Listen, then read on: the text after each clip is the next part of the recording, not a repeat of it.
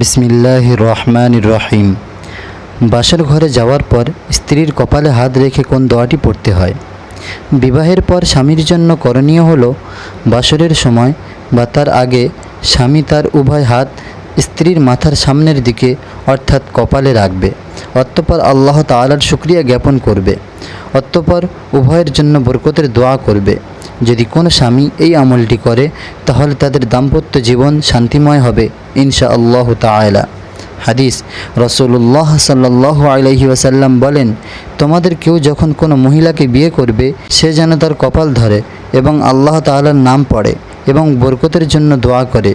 আর সে যেন বলে, আল্লাহুম্মা ইন্নী আসআলুকা খায়রাহা ওয়া খায়রা মা জাবালতাহা আলাইহি ওয়া আউযু বিকা মিন শাররিহা ওয়া মিন শাররি মা জাবালতাহা আলাইহি।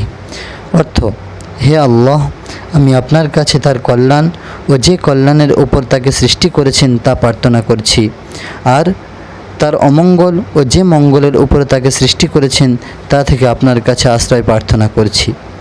আল্লাহ তাআলা মুসলিম উম্মাহের সব নববিবাহিত স্বামীদের তাদের স্ত্রীর মাথায় হাত রেখে এ দোয়ার মাধ্যমে দাম্পত্য জীবনের সুখ শান্তি ও মঙ্গল কামনার দোয়া করার তৌফিক দান করুন।